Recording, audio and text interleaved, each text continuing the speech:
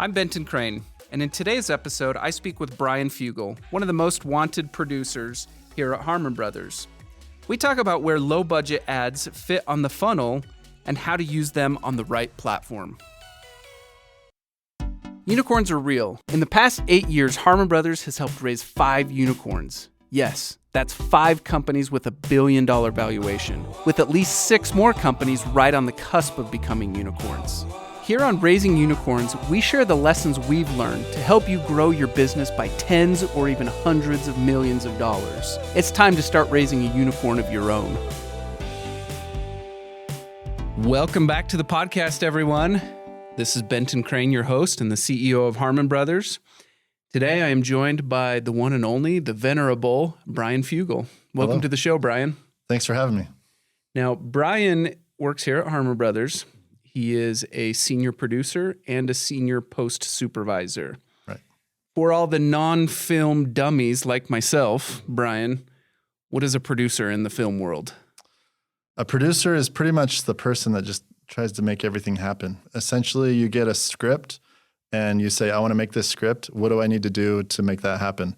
And the producer will start to piece together all of the things needed to make that script, to turn that script into a video of some form.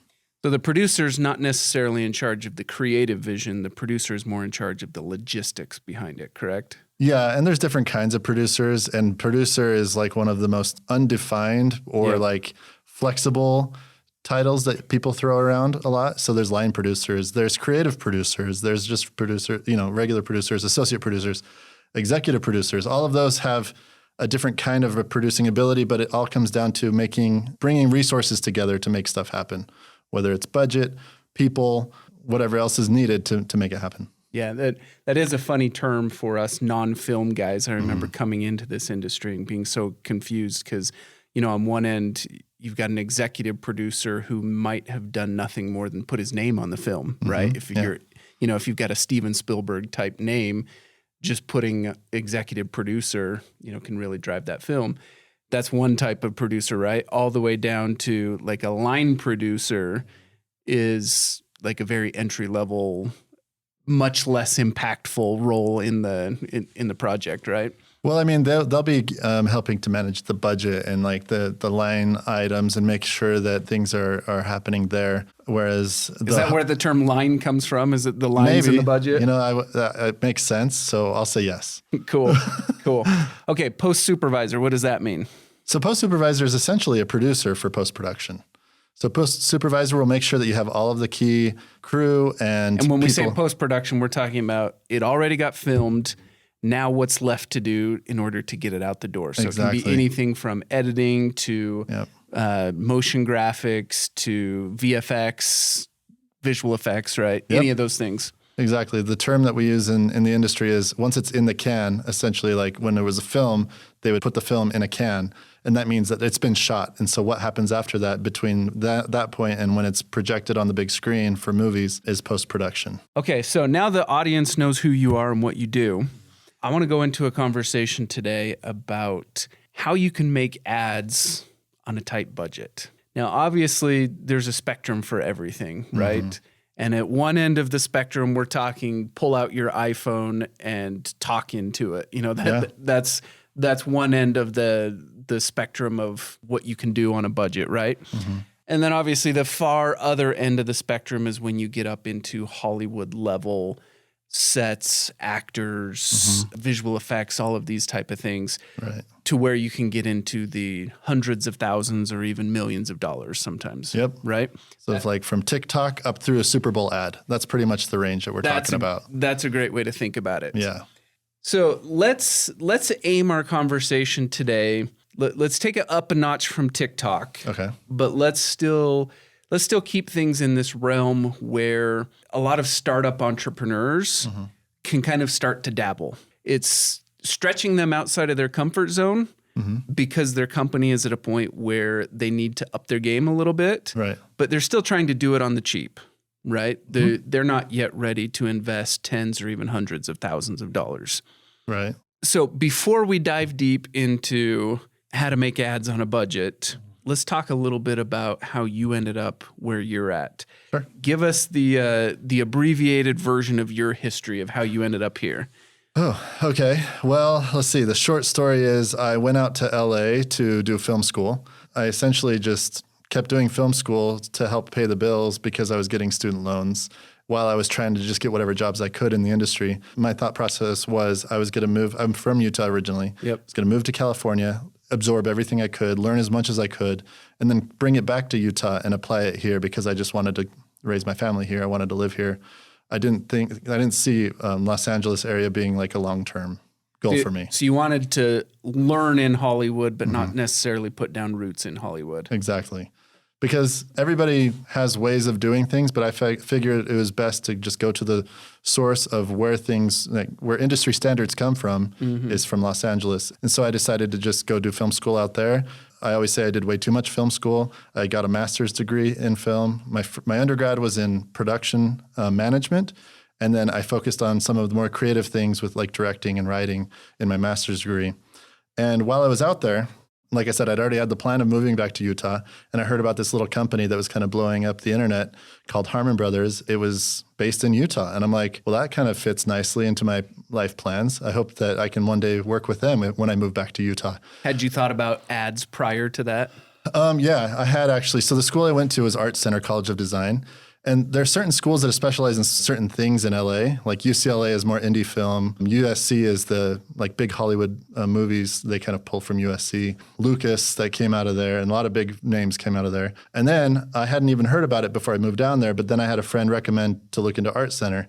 And they put out a lot of big commercial kind of directors for either ads, like commercial advertising, or commercial big Hollywood movies as well. Like you get Zack Snyder and Michael Bay that have come out of there. Okay. And so very like flashy, big budget, kind of like commercially minded creatives came out of there. Was it Michael Bay who did the original Apple ad? That wasn't Michael Bay, was it? That was Ridley Scott. Yeah, that was Ridley Scott. Yeah. But Bay started in ads too, didn't he? Yeah. And so if I remember correctly, he worked on some famous ads. But he did the milk commercial where he gets called, it was like a radio contest, and the guy's mouth is full of food. And they're saying, who shot Abraham Lincoln? I don't know if you remember that one from back in the day. It is ringing a bell. Yeah, well, that was Michael Bay. So he got to start in ads as well. And so I saw, and a big influence of mine was Ridley and Tony Scott. And Ridley Scott is a fantastic artist. He would always draw his most amazing storyboards. But I don't want to take too much time on that. Just to say that I saw advertising as a pathway to filmmaking. From an early age. And so when I saw that there was a school that focused more on the side of commercials and advertising and not so much just on getting into a Hollywood studio position that may or may not lead to a job. I mean, there's no clear path for anything really. And so when I found out that Harmon Brothers was a big agency exploding out of Utah, I made a goal that when I moved back to Utah, I would do whatever I could to start working with them and maybe one day work for them. And now here I am. Cool. And we're happy to have you on the team. Well, thanks. You're coming at this from a filmmaker's perspective, but obviously you see advertising as a type of opportunity to apply your filmmaking skills, Yeah, it's all storytelling, you know. Talk to us about what approach you would take if you were in the shoes of a startup entrepreneur who needs video ads on the internet. Okay. There's two sides of any video. Most videos have something visual. They also have something like a sound element to them, whether it's dialogue or music or something to help the audience engaged. So at the very least, you want to get a camera and you want to get some decent audio recording equipment. And sometimes that's built into the camera, but most of the time it's something separate. How would you make the decision between when do I just shoot this on my iPhone versus when do I go rent a camera? That's a great question. And that's actually something I've struggled with because of my training in those medium to large size productions. It's hard for me to think on a smaller scale than that, but it is very important to be able to scale your ad for your audience. And that's what it really comes down to. No matter what kind of storytelling or filmmaking specifically you're getting into, if you want it to be successful, you have to know your audience. That's most important even in advertising, because if you want to have a successful advertisement, you need to speak to your audience and get them to do whatever you're asking them to do, whether it's click on a link or buy your product or just listen to what you have to say. I have a personal rule of thumb on how I think about this question of, when do I shoot it on my iPhone versus, when do I start to get into nicer cameras? I really love the analogy of a fruit tree, right? Where any entrepreneur needs to look at the marketplace as this proverbial fruit tree and know that there's low-hanging fruit in their marketplace. These are the customers who are prime, ready, willing, wanting to buy what they have. And the further up the tree you go, the less and less, let's call it prime, the customer becomes, right? The more convincing that it takes, the further up the tree you go. An entrepreneur who always focuses on the low-hanging fruit is going to have short-term success. But if they have any aspirations of turning their company into a household brand that is widely known and loved and recognized, they're eventually going to have to move up the tree, right? They're going to have to figure out how to reach the customers who are harder to reach, harder to convince. And in order to get the broad scale, they have to reach higher into that tree, right? Because the low-hanging fruit portion of the tree, that's a tiny part of the market. Right. And you could have, to use that analogy, you could have people that all you need to do is put an image in front of them saying we're having like a 10% off sale for whatever it is, and they will buy it. You don't have to have any kind of flashy video at all. Because they're so prime. They're so ready. And they're just like, oh, I've wanted that anyway. And I was going to buy it even without a discount. So, and then on the other end of things, you see people that see like Harmon Brothers ads, for example. They say, I wasn't even looking for this, but this ad was so awesome that I want to buy it now. That means further up the tree. That's way up higher in the tree. Yep. They weren't looking for it. They weren't prime. They weren't ready. But because we were able to capture their attention, hold their attention, educate them, build credibility, overcome concerns, all of those things, by the time they get done watching the ad, they're like, oh man, I need this. Whatever it is. I need a purple mattress. I need Lumi deodorant, whatever. Back to that question of iPhone versus nicer equipment. I like to think of it of who are you talking to? Are you still with the low-hanging fruit? If you are, talk to them via iPhone, right? Because they're so prime, they're so ready. They don't care about the look, the feel, the emotion, the polish, all of those things. But over time, as you work your way higher up into that tree, you have to start to think about some polish, professionalism, some emotion that takes it to a higher level. Not necessarily to an Apple level, right? But you got to be trending in that direction. Yeah. Back to that question, it basically just comes down to what stage is your business at. And the platform also might help you to decide that as well. Good point. And what we found out recently, especially with TikTok becoming more of a big thing, a lot of the commercials that appear on TikTok, at least for me, if it seems produced, if it seems like it has too much production value, it actually turns people off to it. They will swipe away or click away faster because it's such a break from what they're consuming on that platform that it's smart for advertisers to try to match what people expect depending on the platform. Yeah, it's interesting how in an environment where authenticity is so valued, that's a good point, that overproducing can take away from that authenticity and actually hurt you. Right. Great point. Let's say the entrepreneurs that we're talking to are trying to graduate from that iPhone stage, where that's what they've done to this point. They've found some success. They've figured out how to talk to the low-hanging fruit customers. Now they're trying to reach a little higher up into the tree. Now they're trying to put a little bit more polish on the brand because they want to start to set their brand up for the long term. They want it to stand the test of time. Now we know they're going to be starting to get into some nicer equipment. We're not talking top of the line here.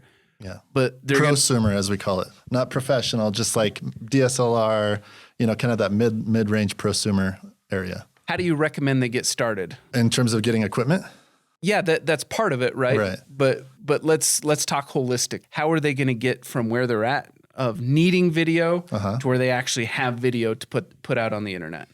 Yeah. Once you start to branch out beyond who is already primed and ready for your product, then you have to start convincing, right? Then you have to start doing more of the storytelling. Your story is your brand. And so the first step is to find out what your story is and then figure out what the best way of telling that story is at your budget level. And you may feel like, to best tell this story, I need a huge budget, to be able to do that. But one of the things that we discover a lot over and over again is that limitations in our budget usually force creativity in ways that we never expected. So there are very low budget ways of telling your story and getting your story out there that you'll discover when you don't have the luxury of blank check to make your ad. So first step is to find out what your story is and then discover what's the best way you can tell that within the limits that you have. So let's say you only have a DSLR camera and maybe like a Zoom recorder, and Zoom recorder is essentially a microphone system, right? Yeah, a microphone. It's a audio recorder. You plug a microphone into, or a lav mic. It just plugs into this recorder and gets separate audio, so it's nice and clean and it's professional sounding, right? You could have a one-man band. A lot of people make their careers off of being kind of a one-man band, making these kind of like run and gun, guerrilla filmmaking kind of ads that only require one or two people. Sometimes they're even setting up their own lights themselves, or just going out, and if it's just getting some footage, just like I said, run and gun in natural light, and they just come up with ways to make that look good and professional, even though it's just one person pretty much doing everything. How does an entrepreneur make the decision of, okay, when do I go the DIY route versus when do I go hire some help? Maybe I'm hiring that run and gun filmmaker, or maybe I'm renting the camera and shooting it myself. How do you make a decision like that? I think it requires some honest feedback from people you trust. Whether you're able to make content like that yourself that is effective, maybe I would just try doing it. You never know until you try.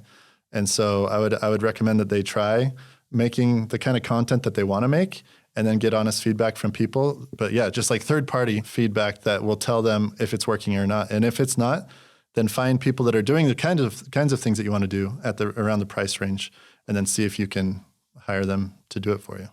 Yeah, I remember a couple of years ago, we put out a course called Easy Ads That Sell. It was part of our Harmon Brothers University curriculum, which essentially we were just trying to build training to train our own people. And then there was enough demand for it that we just also released it to the public to help other people learn these skills too. And what we found was that there were people who took the course and learned the skills and immediately applied them and had amazing success with them. But then there was also a percentage of people who took the course, learned the skills, and then went, can I just hire someone else to do this? Can I hire you guys to do this, right? Yeah. And that's totally fine. I think each of us are blessed with God-given strengths that when we apply our own strengths, we become superhuman in one particular area. Right. And it's totally fine to lean on other people who have strengths that we don't have. A similar thing happened in my life, like my route that I took versus my brother, who was also in storytelling, filmmaking world, right? I did a bunch of film school. I wanted to learn as much as I could by myself to be confident, right? So that I could do those things. And I think what that comes down to, what you're talking about, is some people gain that knowledge. They're confident enough to go and do it themselves, even if they don't have the experience that others feel like they need to have to back it up. And they just tell themselves, oh, I can't do this. I don't do this. This isn't me. Even though they've learned the things that they need to know to do it, some people just are bold and do it, and some people still don't feel confident enough to. That's kind of how I was. I'm like, I need the experience to be able to back up anything that I do. I'm going to fake it till I make it a little bit less than maybe some other people. But fortune favors the bold. If you have the personality type that is just gung-ho and just do it and figure it out as you go, then it's going to probably take you pretty far. Where have you seen decision points come in of like, should I just do this myself, or do I need to be seeking out someone else who's more specialized to do it? Talk us through some of those experiences that you've faced. That's a great question. I mean, ultimately, we always have a creative director, right, that we can kind of check our ideas against. They oversee the creative vision, right? Oversee it from beginning to end, but not hands-on necessarily. They'll just answer questions, especially creative questions along the way, and work with the producer and the post supervisor to make sure that deadlines are being met, But when it comes to the specialists themselves, I mean, to some extent, they're being hired for their expertise, right? And so that gives them a level of confidence to make those decisions because they are kind of the expert in the room. And then they just need to have the enough humility to get feedback. And even if they don't agree with something, or somebody says something should be done differently, it's talking through that and figuring out the best way to approach something, even when you're getting feedback from people that aren't specialists. One of the things that the entrepreneurs are going to face as they go through this process, right, is always this question of what do I do myself versus what do I hire out? Right. And that's not a one-time decision. It's not just like, do I hire the whole ad out? The entrepreneur has to make that decision several times through because there's the writing process. Then there's the production process, and then the filming process, and the post-production process. And all along the way, the entrepreneur is being faced with that decision. Right. I do it myself, have a learning curve, got to dive in, takes time, takes effort, or do I hire it out? In your career, what have you done when you've been faced with that decision of do it myself versus hire it out? There's a thing that goes around and says it can be good, it can be cheap, or it can be fast. And you can have two of those. You can't have all three, right? Well, we never sacrifice our quality. So then for us, it becomes, do we have more time to do it, or do we get more budget to do it? You know what I mean? So for example, we're working on an ad right now for VidAngel, and it's really innovative because we're having the spokesperson for the first time be not a human. It's a talking dog. Okay. And it creates its own challenges. And usually when they come up with the creative directors or the writers come up with these crazy ideas, then they usually call up me or Bryson, who's our VFX specialist. And they're like, we really want to do this thing. We can do that, right? And usually we say, yeah. And we're thinking, yes, in theory, we'll figure it out. And then the challenge becomes, okay, how do we make it work within our time frame and within our budget? Yep. And so the challenge was to then find people that were specialists and experts in that world of, okay, animation. Making a dog's face and mouth move almost human. Exactly. Move like a human, but still look photoreal as like not a cartoon dog. This is a real looking dog that has mouth movements that are more human than they are dog, right? It's not a real looking dog. It was a real dog. It is a real dog that we then... You're superimposing those movements onto it. Uh-huh. And so my first thing was, okay, to make this happen, we have to make sure we put more budget than normal into post-production because there's going to be some learning there and there's going to be some, bumps along the way. But we also have to hire this out to people who are specialists in these fields that we don't normally do. We start to look at, okay, who has more experience working with these kind of specialists, animation houses or freelancers that do this kind of work.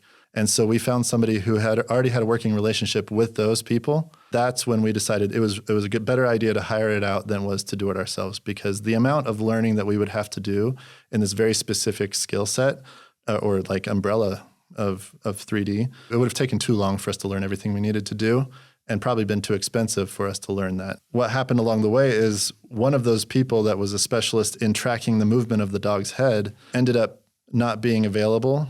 And for what he was available for, it was a lot more expensive than we had budgeted for.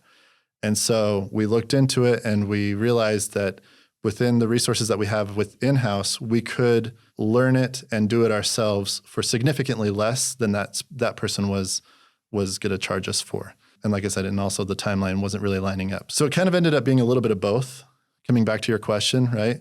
Some pieces of it were hired out. Mm-hmm. Other pieces of it, it's like, we're just going to figure this out. The smartest thing for us to do was to hire specialists to do that and still meet our deadlines and make it look as good as it needs to be.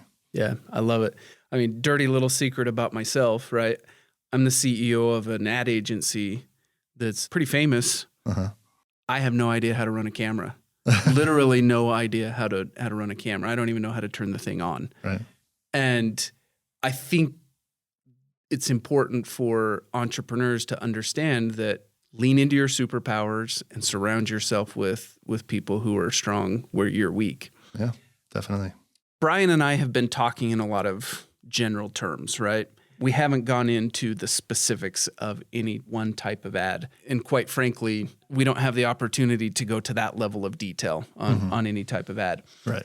For the listener who is listening to this and saying, okay, that's all great in terms of these general terms. I'm ready to get going. I know I'm going to be doing some stuff myself. I know I'm going to hire some people out, but I need some specifics of how and what to do.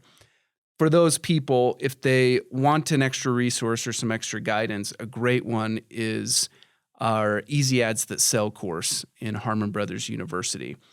It covers, if my memory serves correctly, it's like 13 ad types that are all designed to be very low budget, very entry level, very approachable, very easy, to the point where some of these you could like bust out in a couple hours sitting on your couch. And if you do need help, it's probably going to be like hiring a junior high level editor, right? Some of these are that simple. And yet we've driven millions and millions of dollars in sales for our clients using those very type of ads.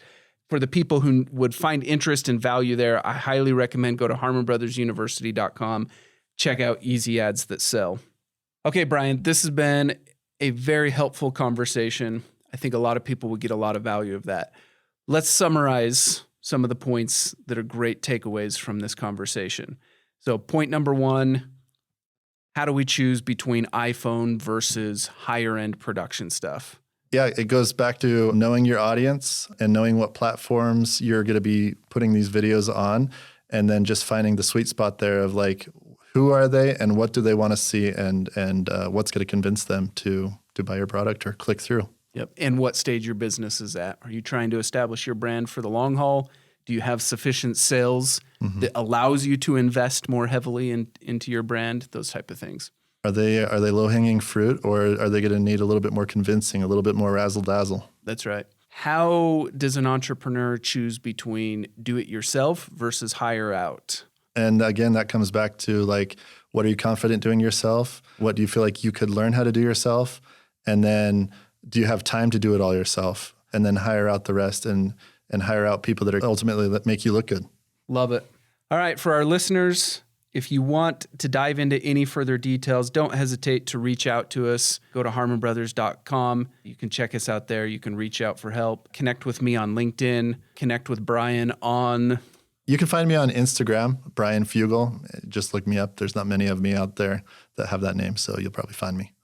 I post about Harmon Brothers stuff, so you'll see that I'm the one. Awesome. All right, Bryan, thanks for coming on the show. Appreciate you sharing your experience. Love being here. Thanks for having me. If this episode gave you any good ideas, then give us a follow. That way we know you're interested and we'll be able to create more episodes you'll love.